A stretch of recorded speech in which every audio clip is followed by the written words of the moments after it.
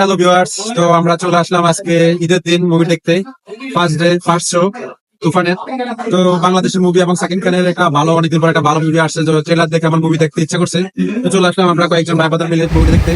সীমান্ত সংবাদ, তো আমরা বাসা থেকে আমাদের বাসা থেকে সীমান্ত সংবাদ সিনেমা হলটা একটু কাছেই, তো আমরা রিক্সা করে আমরা রওনা দিয়ে দিলাম ওই হলের উদ্দেশ্যে।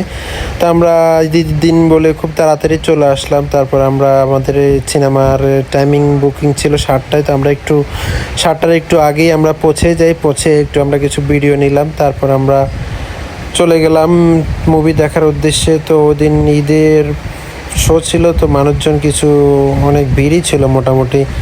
সব কিছু মিলে আমরা সিনেমা দেখার জন্য সবাই উপস্থিত হয়ে গেলাম। তারপর আমরা কিছুক্ষণের মধ্যে সিনেমা দেখতে চলে যাচ্ছি হলে। তারপরে কিছু সিনেমার হালকা একটু সিন দেখালাম যেটা।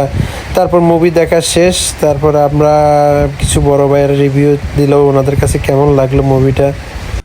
আপনাদের কেমন লাগলো? বিরতির পরে ভালো লাগছে। আপনাদের কেমন লাগলো? বিরতির পরে ভালো লাগছে। তোমার কেমন লাগলো? ভালো লাগছে। তোমাদের ভালো লাগছে। হ্যালো বন্ধুরা, অবশেষে আমরা তুফান মুভিটা দেখে আসলাম। ঈদের ছুটির মধ্যে ঈদের দিন ছিল আজকে। মুভিটার গল্পটা খুবই চমৎকার ছিল। গল্পটাই আপনি শেষ পর্যন্ত না দেখলে কিছুই বুঝবেন না গল্পটা। তো কোনো কপি, কোনো গল্প না।